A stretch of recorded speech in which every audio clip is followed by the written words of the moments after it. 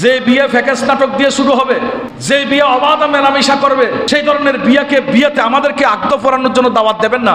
আমরা সেই আগ্ধগুলোতে যাব না। এগুলো আমরা আগ্ধ পরানো মানে আমি স্বীকৃতি দিয়েছি ওনাকে গিয়ে গুনার জন্য।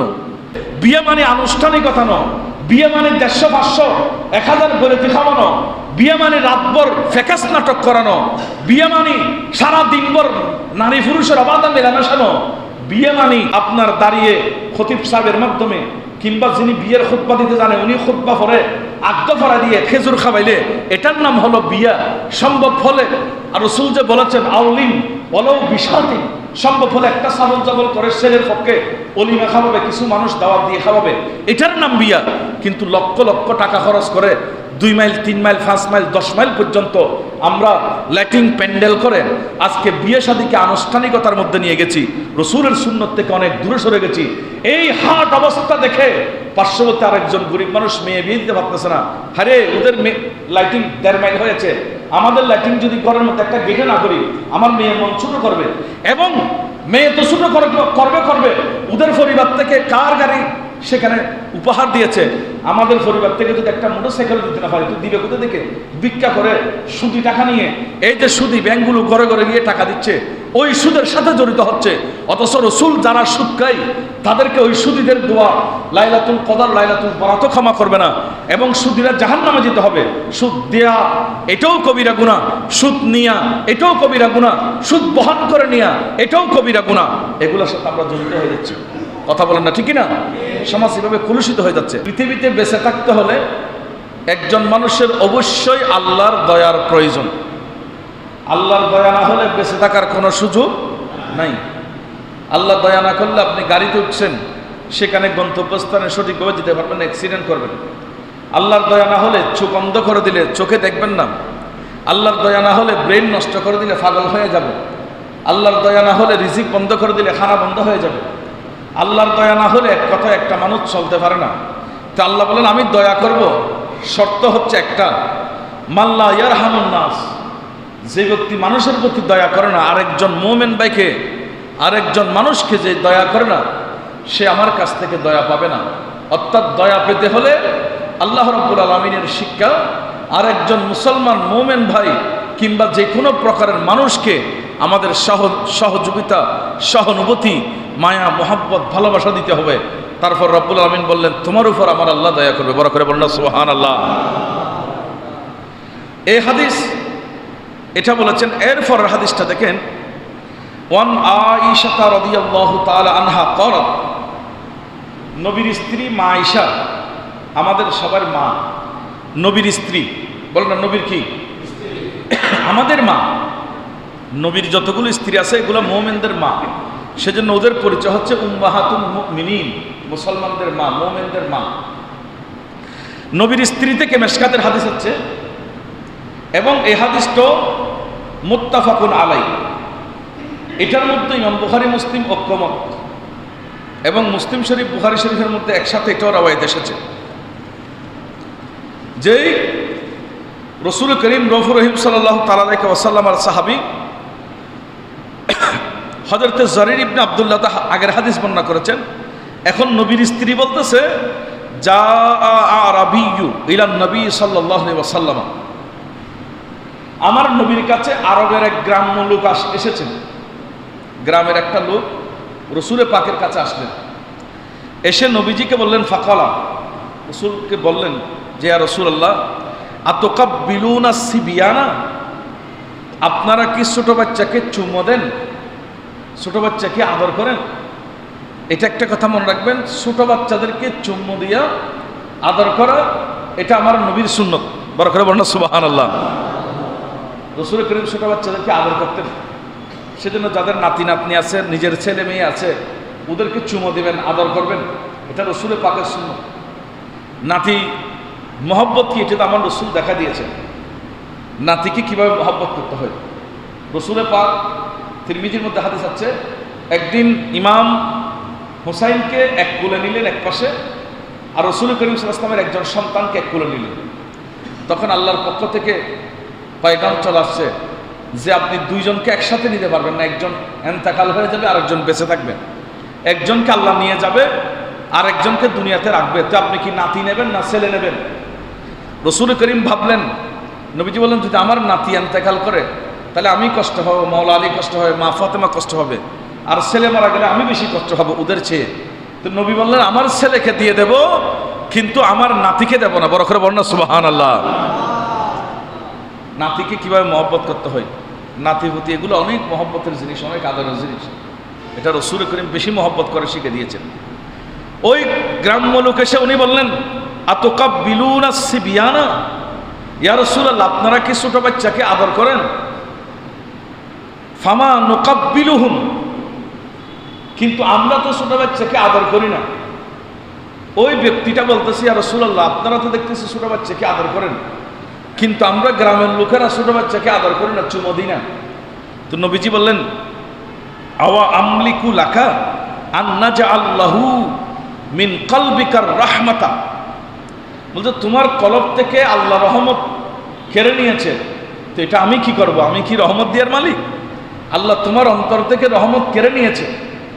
অর্থাৎ ছোট বাচ্চাদের প্রতি দয়া করা, ওদেরকে আদর করা, চুম্বন দিয়া, এটা আমার দয়াল নবী পাকের সুন্নাত ছিল।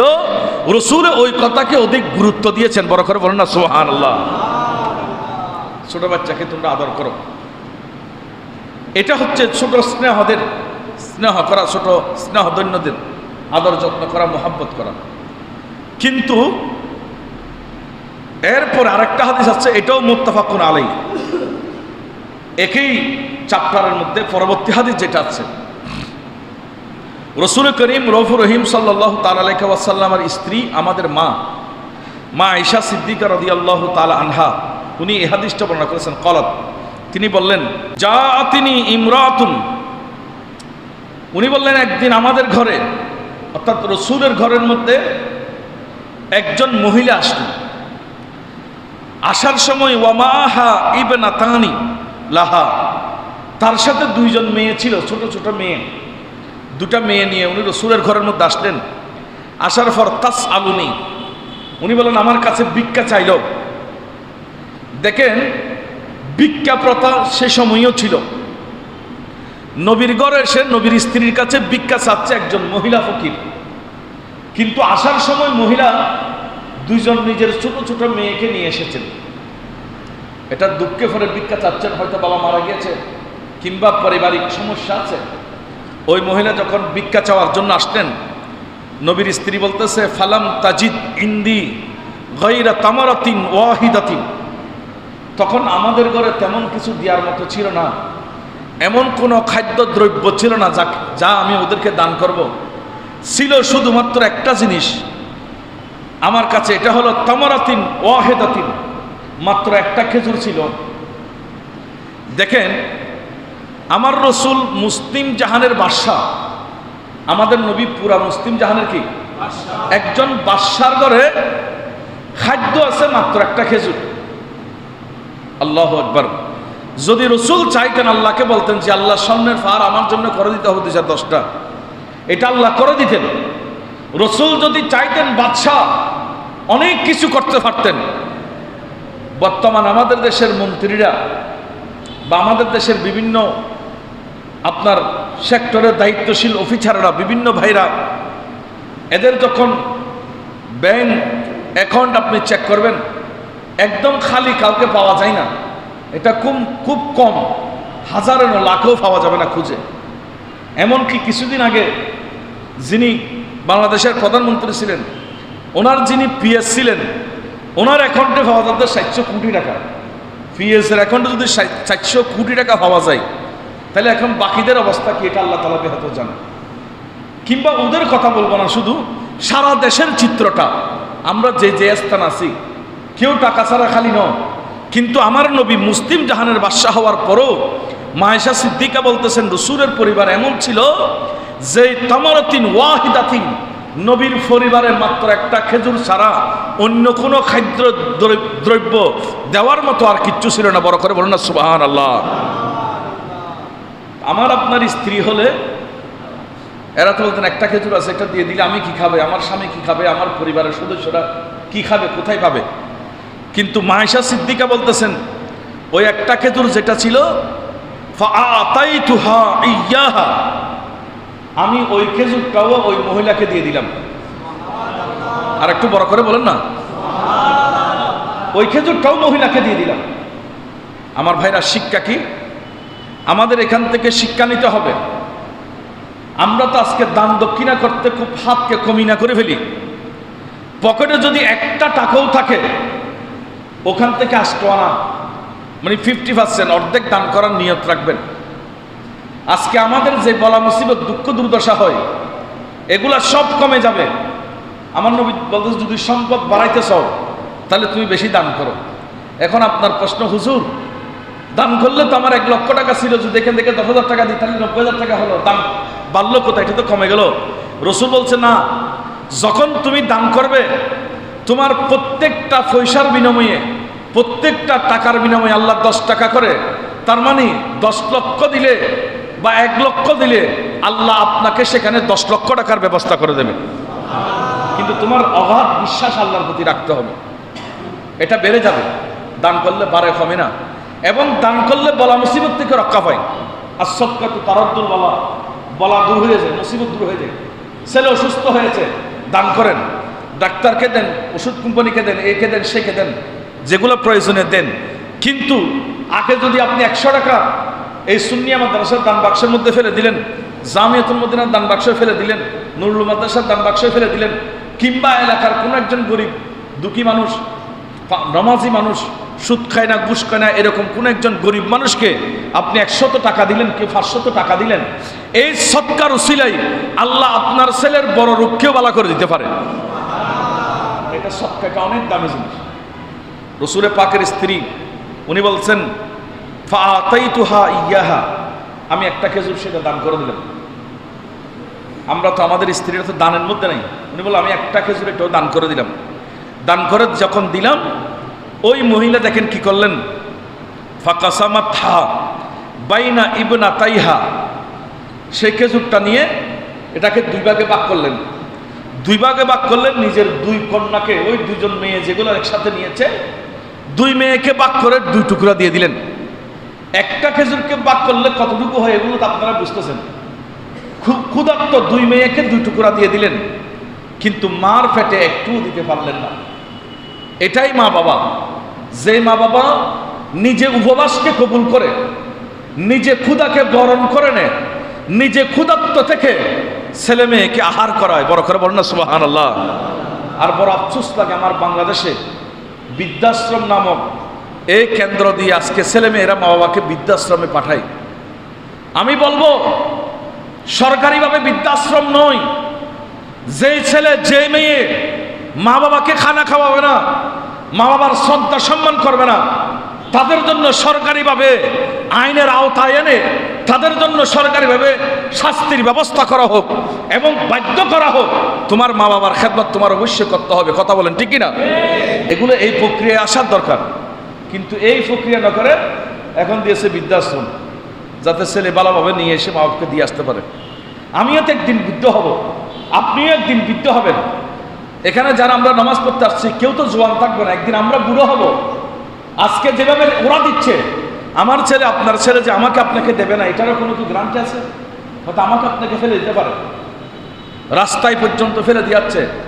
অথচ মা কেমন, বাবা কেমন, একটা খেজুর ভিক্ষা করে পেয়েছে, সেখানে মা খেজুরকে 2 টুকরা করে 2 মেয়ের হাতে 2 টুকরা খেজুর তুলে দিয়েছে। বড় করে বলুন না সুবহানাল্লাহ। তাহলে মা একটা খেজুর পেয়েছে ভিক্ষা করে, ওই খেজুরকে 2 ভাগে ভাগ করে 2টা মেয়েকে 2 টুকরা দিয়ে দিলেন। মেয়েগুলা খেজুর খেলেন, কিন্তু নবী পাকের হাদিসে পাক মাইশা সিদ্দিকা নবীর স্ত্রী হাদিস বর্ণনা করলেন, ওয়ালাম তাকুল মিনহা, সেখান থেকে সে একটুও খেতে পারলেন না, 2 মেয়েকে দিয়ে দিলেন। দিয়ে যখন জানতে পারলেন নবীর পরিবারে আর কোনো খাদ্য নাই দান করার মতো, সুম্মা কামাত, সেই সেখান থেকে আস্তে করে আপনার দাঁড়িয়ে গেলেন, চলে যাবে, বের হয়ে গেলেন। ফাখরাজাত, উনি যখন বের হলেন, ফাদাখালান নবী সাল্লাল্লাহু আলাইহি ওয়াসাল্লাম, উনি বের হওয়ার সাথে সাথে আমাদের দয়াল নবী, দোনো জাহানের বাদশা নবী নিজের ঘরের মধ্যে প্রবেশ করলেন। মাইশা সিদ্দিকা রসুল যখন আসলেন, আর দেরি হলো না, ফাহাদ্দাসতুহু, আমি রসুলকে পুরা ঘটনা বলেছি যে আমাদের ঘরে একজন মহিলা ভিক্ষুক এসেছে, দুটা মেয়ে নিয়ে, আমার কিচ্ছু ছিল না, একটা খেজুর ছিল, আমি 2 মেয়েকে দেওয়ার জন্য ওনার মাকে দিলাম, মা 2 টুকরা ভাগ করে দিয়ে দিলেন। মা কিন্তু কিছুই খেতে পারলেন না। রসুল করিম রফুর রহিম সাল্লাল্লাহু আলাইহি ওয়াসাল্লাম ইরশাদ করলেন, ফাকালা মানিক তুলিয়া মিন হাদিহিল বানাতি শাইইন। নবীজি বললেন, যে ব্যক্তি মেয়ে নিয়ে এরকম কষ্টতে পড়ে যায়, যার থেকে মেয়ে সন্তান হয়েছে, মেয়ে নিয়ে কষ্টতে পড়ে গিয়েছে, মেয়েকে কষ্ট করে লালন পালন করতে হয়, যে মা এবং বাবা এরকম কষ্ট করে মেয়ে লালন পালন করবে, তাদের জন্য সুসংবাদ, ফাহসানা ইলাইহিন্না কুন্না লাহু সিতারাম মিনান নার। কাল কিয়ামতের দিন জাহান্নামে যাওয়ার জন্য ব্যক্তির বাধা হবে এই মেয়ে। অর্থাৎ এই মেয়েকে যদি সুন্দরভাবে লালন পালন করতে পারে, এই মেয়ের উসিলে আল্লাহ ওনাকে জান্নাত দান করবেন। এখান থেকে অনেক শিক্ষা, এই হাদিস থেকে এক শিক্ষা, নবী বাদশাহ হওয়ার পরেও নবীর ঘরে উল্লেখযোগ্য কোনো খাদ্য ছিল না। শিক্ষা দিয়েছে উম্মত, খানা জমায় রাখিও না, লক্ষ লক্ষ টাকার জন্য পাগল হয়ে না। আজকে যদি 10 লক্ষ টাকার মানুষ হয়, 20 লক্ষ কিভাবে করবে এটা চিন্তা করে মসজিদ মাদ্রাসার জন্য দিতে বললে ওর হাত থেকে, পকেট থেকে 1 পয়সাও বের হয় না। কোনো গরিব মানুষ পার্শ্ববর্তী মরে যাচ্ছে, ওনার জন্য 1 টাকা চিকিৎসার জন্য বের হয় না। অথচ আমার রসুলের আদর্শ আমরা বলি, আমি রসুলের প্রেমিক, আমি বলি আমি মুসলমান, আমি দিনদার, অথচ আরেকজন ভাইকে সহযোগিতা করার মানসিকতা নাই। নবীর স্ত্রী একটা খেজুর আছে, সেটাও দান করে শিক্ষা দিয়েছে। নবীর স্ত্রীরও দান করতেন। আমাদের যারা স্ত্রী, আমাদের তাদেরকে শিক্ষা দিতে হবে। আমার ঘরে আমি টাকা রেখে যাচ্ছি, আমার ঘরে আমি পয়সা রেখে যাচ্ছি, কোনো মহিলা ভিক্ষুক যখন আসবে, ও আমার স্ত্রী, তুমি আমার ঘর থেকে দান করতে পারবা, আমি তোমাকে অনুমতি প্রদান করলাম। বড় করে বলেন না সুবহানাল্লাহ। ছেলেকে নিজের সাথে যখন বাজারে নিয়ে যাবেন, বিভিন্ন আল্লাহর ওলিদের জিয়ারতে যাবেন, বিভিন্ন জায়গায় যাবেন, সেখানে অনেক ফকির থাকে, ছেলের হাতে টাকা দেবেন। প্রয়োজন আপনার কবিগণ যে 10 টাকা 10 টাকা করে আপনি 100 টাকা বাংতি করে, হ্যাঁ, যখন 10 টাকার নোট ছেলেকে হাতে দেবেন, বাবা এগুলো তুমি দান করবা। সে যখন 10 টাকা 10 টাকা করে হলো ভিক্ষুককে দেবে, কিংবা 1000 টাকা বাংতি করে দেবেন, 100 টাকা করে 10 জনকে দেবে, তখন ছেলে ছোটবেলা থেকে ওনার মাইন্ড সেট আপ হবে, ওনার ব্রেইনের মধ্যে চলে আসবে যে আমার বাবা দান করতেন, ছোটবেলায় আমাকে দান করার শিক্ষা দিয়েছেন, তাহলে এটা ইবাদত। সেই বড় হলেও ওই ছেলে একদিন দৌলতওয়ালা হবে এবং আল্লাহ তাকে দানবীর বানাবেন, তার অন্তরটা গুণী হবে, সেই দানিতে রূপান্তরিত হয়ে যাবে। বড় করে বলেন না সুবহানাল্লাহ। আপনি যদি ছেলেকে দেখে দান না করেন, সে বুঝতে পারবে না যে আপনি যে দান করতেন, দান এটা ইসলামের মধ্যে জায়েজ। কারণ মা বাবার শিক্ষা হচ্ছে আসল শিক্ষা। সেজন্য বলবো, আপনারা নিজ স্ত্রীকে টাকা দিয়ে আসবেন, ছেলে মেয়েকে নিজের হাতে টাকা দিয়ে এরপর দান করার জন্য উৎসাহ দেবেন। কারণ দানের সম্পদ বাড়ায়। সুবহানাল্লাহ বলেন না। এবার দেখেন আরেকটা হাদিস ইমাম মুসলিম সহিহ মুসলিম শরীফের মধ্যে নোট দিয়েছেন এবং মেশকাতের মধ্যে বাবুস শাফকাতি ওয়ার রাহমাতি আলাল খাল, এই অধ্যায়ের মধ্যে হাদিসটা এসেছে। হযরত আনাস ইবনে মালিক বললেন, ক্বালা, তিনি বলেছেন, ক্বালা রাসূলুল্লাহ সাল্লাল্লাহু আলাইহি ওয়াসাল্লাম, রাসূল করিম সাল্লাল্লাহু আলাইহি ওয়াসাল্লাম ইরশাদ করেছেন, মান আলা জারিয়াতানি, মান আলা জারিয়াতাইনি, যেই ব্যক্তি 2 জন মেয়েকে লালন পালন করবে। একটু কথা বলেন, কয়জন মেয়ে? এটা 2 জন মেয়ে হোক, কিংবা 2 জন বোন হোক, কিংবা 2 জন কোনো এতিম মহিলা হোক। আমার মেয়ে নাই, আমার বোন আছে, আমি বোনকে লালন পালন করলাম, বোনকে খানা খাওয়ালাম, সুশিক্ষায় শিক্ষিত করলাম, কোরআন শিখালাম, হাদিস শিখালাম, দিন ধর্ম শিখালাম, ভদ্রতা শিখালাম, কিন্তু আমার মেয়েকে শিখালাম। অথবা আমার মেয়েও নাই, বোনও নাই, ফারার আরেকজন গরিব মানুষের 2টা মেয়েকে আমার ঘরে এনে, এই তোমরা আমার ফারার মেয়ে হলো, আল্লাহ আমাকে তৌফিক দিয়েছে, আমি তোমাদেরকে লালন পালন করো, তোমরা স্কুলে পড়ো, মাদ্রাসায় পড়ো, হ্যাঁ, লেখাপড়া করো, এখানে খাবে, এখানে থাকবে, আমি তোমাদেরকে বিবাহ সাদিয়ে দেব। এরকম যদি কেউ যদি 2 জন মেয়ের জিম্মাদারিত্ব নেয়, একটু কথা বলেন, কয়জন? নবী বললেন, মান আলা জারিয়াতাইনি, মাত্র 2 জন মেয়ের দায়িত্ব যেই নেবে, হাত্তা তাবলুগা, বালেগ হওয়া পর্যন্ত, পাত্রস্তর করা পর্যন্ত, উপযুক্ত পাত্রকে বিয়ে দেওয়া পর্যন্ত, যদি 2 জন মেয়েকে, বোন, নিজের বোন হোক, কিংবা নিজের মেয়ে হোক, কিংবা নিজের চাচাতো বোন, মামাতো বোন, ফুফাতো বোন, আত্মীয় স্বজনে কেউ হোক, অথবা ফারাইল্লে কেউ হোক, অথবা দেশের কোনো গরিব মহিলা হোক, এতিম হোক, ওই এতিমকে যদি কেউ লালন পালন করে, নবী বললেন যা ইয়াউমুল কিয়ামতি, সহিহ হাদিসে বা, সেই কিয়ামতের দিন যখন উঠবে, আনা ওহুয়া, আনা মানে রাসূলুল্লাহ আমি, ওহু আবার ওই ব্যক্তি যে দুইজন বোনকে ফেলেছে বা দুইজন মেয়েকে লালন পালন করেছে, কিংবা বোনও নাই মেয়েও নাই, দুইজন কোনো মহিলাকে কোনো একজন মানুষের থেকে এনে নিজে লালন পালন করেছে, তার জন্য সুসংবাদ ওয়াদাম্মা আসাবিয়াহু।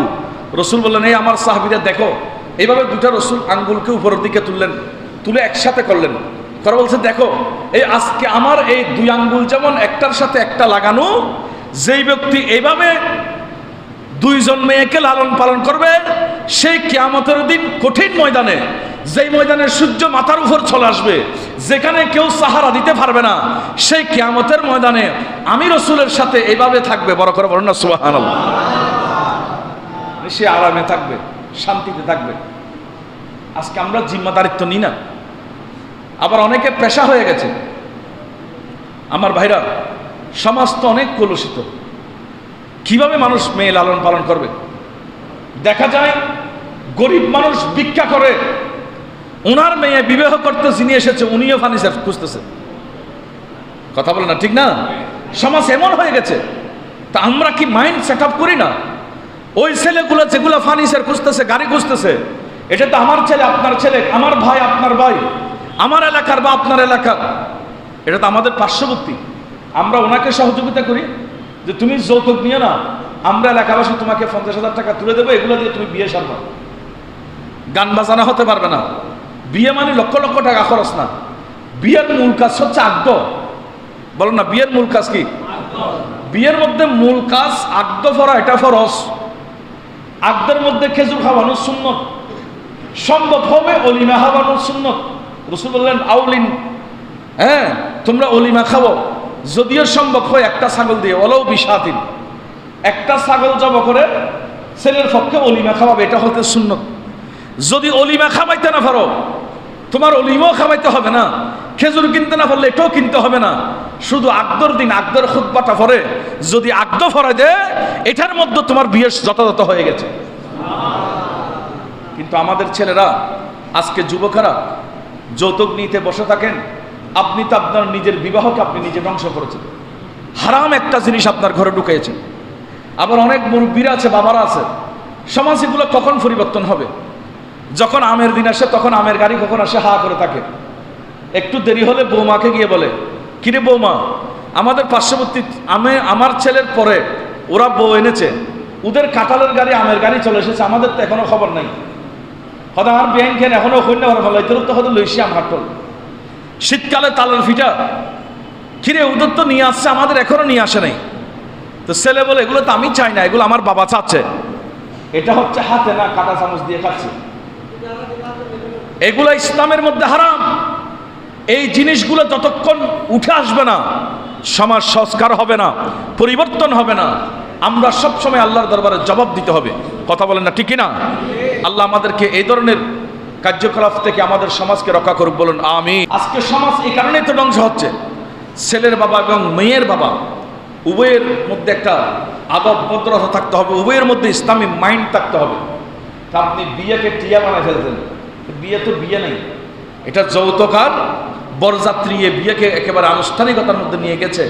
অনেক সময় আদ্য অনুষ্ঠানকে পাত্তাও দেয় না, শুধুমাত্র খানার অনুষ্ঠানকে পাত্র আপনার গণনা করে, সম্মান করে, ইজ্জত করে, এটাকেই মনে করে বিয়ে। কিরে বাবা, আজকে ওদের এত লাইটিং কেন, এত কিছু কেন? বলছে ওদের বিয়ে, কিন্তু আদ্য অনুষ্ঠান এটাকে শুরু করা হয় না। অথচ বিয়ে হচ্ছে আদ্য অনুষ্ঠানের নাম হচ্ছে বিয়ে, ওটা তো খানা। আল্লাহ আমাদেরকে বুঝার তৌফিক দান করে, বলুন আমিন। যাই হোক, এই বিষয়ে আরেকটা হাদিসে পাক আমি শুনাই।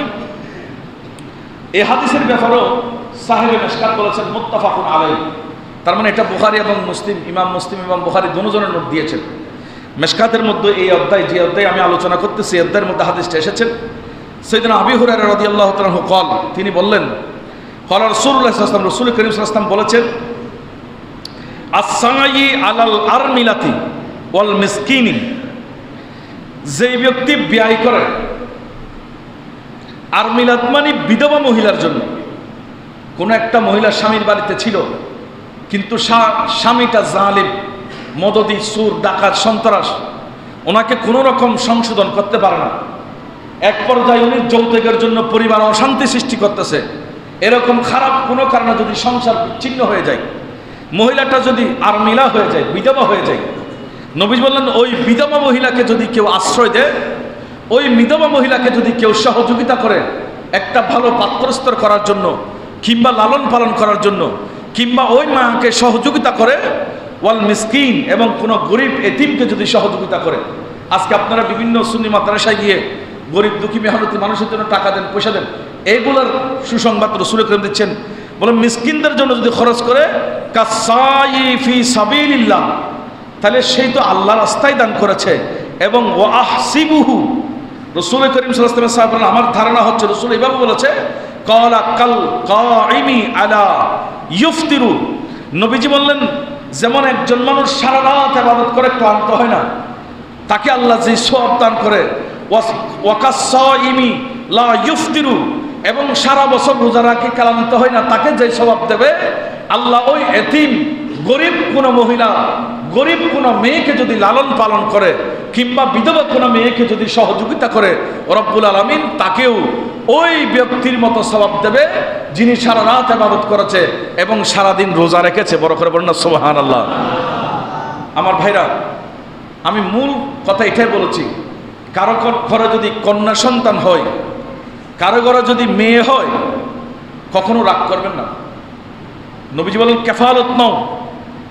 দেখেন হযরতে সাহাল ইবনে সাদ রাদিয়াল্লাহু তাআলা আনহু, উনি আরেকটা হাদিস, এটা বুখারীর হাদিস, এখানে নোট দিয়েছেন মেশকাতের মধ্যে, উনি বলেছেন আনা ওয়া কাফিলুল ইয়াতীম, আনা, আনা মানে আমি, রাসূল বলতেছে আমি, এবং ওয়া কাফিলুল ইয়াতীম, ইয়াতীমের কফিল, বিরাজ জালিম এসে খোঁজে কফিল, এই কফিল মানে আরবাব, যিনি লালন পালন করেন, দায়িত্বভার গ্রহণ করেন, যে ওনার দায়িত্ব, উনি আমার কাছে থাকবে, উনি আমার ঘরে থাকবে, আমি ওনাকে লালন পালন করব।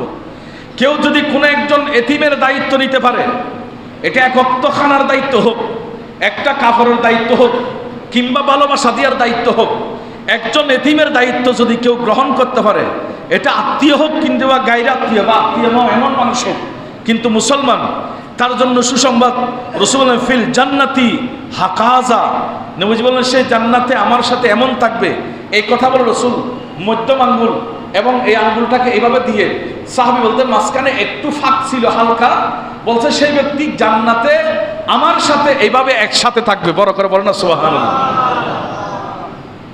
আমরা যদি এইভাবে আমাদের দেশের এতিম মেয়ে যাদেরকে বিয়ে দিতে পারতেছে না, গরিব মহিলা কষ্ট পায়, অনেক সময় চোখের পানি চলে আসে। কিছুদিন আগে একজন আপনার নাফিদ সেলুনের দোকানদার, উনি আমাকে বলতেছে ওই একজন আমাদের একজন মুসলিম মহিলা, উনি সেই দোকানে গিয়েছেন মেয়ের বিয়ে বলে টাকা তোলার জন্য, বোরকা পরে। তো ওই হিন্দু পরিবারের ছেলে বলতেছে হুজুর, যে হারে আপনাদের মুসলিম পরিবার থেকে বিয়ের জন্য টাকা তুলে, সে হারে আমাদের হিন্দু পরিবারের মেয়েরা দোকানে ফাটে এরকম টাকা তুলে না। খুব লজ্জা লাগলো এবং নিজেকে খুব অপরাধী মনে করতেছি, চিন্তা করতেছি হারে আমাদের সমাজ এরকম হয়ে গেছে, এই সমাজ কখন শেষ হবে? অথচ রাসূল পাক সাল্লাল্লাহু আলাইহি ওয়াসাল্লাম শিক্ষা দিয়েছে বিয়ে মানে আনুষ্ঠানিকতা নয়, বিয়ে মানে 150, 500, 1000 করে খাওয়ানো, বিয়ে মানে রাতভর ফেকাস নাটক করানো, বিয়ে মানে সারা দিনভর নারী পুরুষের অবাধা মেলামেশানো, বিয়ে মানে আপনার দাঁড়িয়ে খতিব সাহেবের মাধ্যমে কিংবা যিনি বিয়ের খুতবা দিতে জানে উনি খুতবা পড়ে আগ্দ ফরা দিয়ে খেজুর খাওয়াইলে এটার নাম হলো বিয়া। সম্ভব হলে আর রাসূল যে বলেছেন আউলিন বলো বিশাতি, সম্ভব হলে একটা সাবল জবল করে ছেলের পক্ষে অলিমা খাওয়াবে, কিছু মানুষ দাওয়াত দিয়ে খাওয়াবে, এটার নাম বিয়া। কিন্তু লক্ষ লক্ষ টাকা খরচ করে 2 মাইল 3 মাইল 5 মাইল 10 মাইল পর্যন্ত আমরা লাইটিং প্যান্ডেল করে আজকে বিয়ে শাদীকে আনুষ্ঠানিকতার মধ্যে নিয়ে গেছি, রাসূলের সুন্নত থেকে অনেক দূরে সরে গেছি। এই হাট অবস্থা দেখে পার্শ্ববর্তী আরেকজন গরিব মানুষ মেয়ে বিয়ে দিতে পারতেছে না, আরে ওদের লাইটিং 1.5 মাইল হয়েছে, আমাদের লাইটিং যদি ঘরের মধ্যে একটা গেটে না করি আমার মেয়ের মন ছোট করবে, এবং মেয়ে তো ছোট করবে ওদের পরিবার থেকে কার গাড়ি সেখানে উপহার দিয়েছে। আমাদের পরিবার থেকে যদি একটা মোটরসাইকেল দিতে না পারে তুই দিবে কোথা থেকে? ভিক্ষা করে সুদি টাকা নিয়ে। এই যে সুদি ব্যাংকগুলো ঘরে ঘরে গিয়ে টাকা দিচ্ছে, ওই সুদের সাথে জড়িত হচ্ছে। অথচ রসুল যারা সুদ খায় তাদেরকে ওই সুদীদের দোয়া লাইলাতুল কদর লাইলাতুল বরাতও ক্ষমা করবে না, এবং সুদীরা জাহান্নামে যেতে হবে।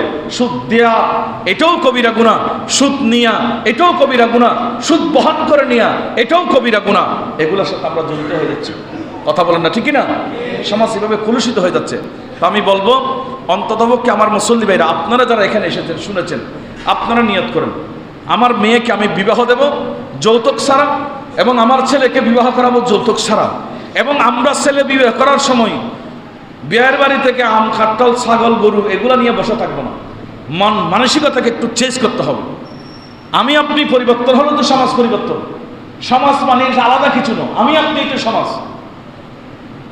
আল্লাহ পাক আমাদের সকল মুসল্লি ভাইদেরকে বুঝার তৌফিক দান করে, বলুন আমিন। রসুল পাকের সুন্নতকে আমরা জবাই করে দিয়েছি। আমরা শুধু মনে করি নামাজ পড়া এটাই ইবাদত, আর কিছু ইবাদত না। আরে ভাই, বিয়েতে এটাই ইবাদত। বিয়ের দিন যে আপনি আদ্য হচ্ছে, এই আদ্য অনুষ্ঠান এটাতে ইবাদত। বিয়ে উপলক্ষে আপনি যে একটা ছাগল জবাই করে অলিমা খাওয়াইছেন, এটা তো ইবাদত। তো ইবাদতের মধ্যে আপনি গুনাহ কেন আপনি ওখানে সম্পৃক্ত করবেন? গুনার সাথে কেন আপনি জড়িত হবেন? এটা মূলত হচ্ছে মানুষ যখন ভালো কাজ করতে যায়, শয়তান ওই ভালো কাজকে কেন্দ্র করে 10টা গুনার সাথে ওনাকে জড়িত করে দেয়। আমাদের এটা বুঝতে হবে, আমরা শয়তানকে খুশি করব না, আমরা খুশি করব আল্লাহকে। বলেন ইনশাআল্লাহ। আল্লাহ আল্লাহকে খুশি করার সেই তৌফিক দান করুন। বড় করে বলেন না আমিন। বিয়ে শাদীকে গুনাহমুক্ত করেন। এটা আমি আগেও বলেছি, যদি কোনো বিয়া এটা যে যেখানে করুক না কেন, ফ্যাকেস নাটক দিয়ে করা হয়, এই ধরনের বিয়াতে আমাকে কেউ আগদা পড়াইতে বললে আমি আগদা পড়াবো না। এটা আমার উপেন ঘোষণা। আমি অনেক আগে বলেছি, যে বিয়ে ফ্যাকেস নাটক দিয়ে শুরু হবে, যে বিয়ে অবাধ মেলামেশা করবে, সেই ধরনের বিয়েতে আমাদেরকে আগদ পড়ানোর জন্য দাওয়াত দেবেন না। আমরা সেই আগদগুলোতে যাব না। এগুলো আমরা আগদ পড়ানো মানে আমি স্বীকৃতি দিয়েছি ওনাকে গিয়ে গুনার জন্য। আলহামদুলিল্লাহ, আমির আহলে সুন্নাত শাইখ তরিকত বানিয়ে দাওয়াত ইসলামী হুজুর আল্লাহ মিলিয়া সত্তার কাদেরী জেহেন দিয়ে দিয়েছে। আমাদের বিয়া, দাওয়াত ইসলামীদের বিয়ে আপনি দেখেন, মসজিদের মধ্যে আগদ, সেখানে খুরমা হাজুর খেয়ে বা শেষ বিয়ে সম্ভব ফলে ঘরের মধ্যে ছাগল জবে করে আপনার অলিমা খাওয়াচ্ছে। আমি 10 লক্ষ টাকার প্যান্ডেল আর ডেকোরেশন করলাম, এই 10 লক্ষ টাকা যদি একটা মাদ্রাসা বানিয়ে দিতাম, 10 জন ছেলে যদি সেখানে কোরআনের হাফেজ হতো, কিয়ামত পর্যন্ত আমার খবর আলোকিত হতো। এই বিয়ে বলে আমি যে 10 লক্ষ টাকা লাইটিংয়ের জন্য খরচ করেছি, একটা স্বভাব হয়েছে, কেউ বলতে পারবে? এগুলো তো অপচয়ের মতো। কেন আমরা এগুলোতে জড়িত হই? আমি বলবো বিয়ে শাদীর অনুষ্ঠানকে একটু নিয়ন্ত্রণে আনেন। বেশি টাকা খরচ করলে বড় মানুষ বলবে বিয়ে বড় সুন্দর হয়েছে, এটা বলবে। সেজন্য আমরা নিজের সব কিছু উজাড় করে দিই। রসুল পাকের সুন্নতের ধারধারি না। আজকে আমাদের উপর সেই দুঃখ দুর্দশা নেমে এসেছে। আল্লাহ পাক আমাদেরকে হেফাজত করুক, বলুন আমিন।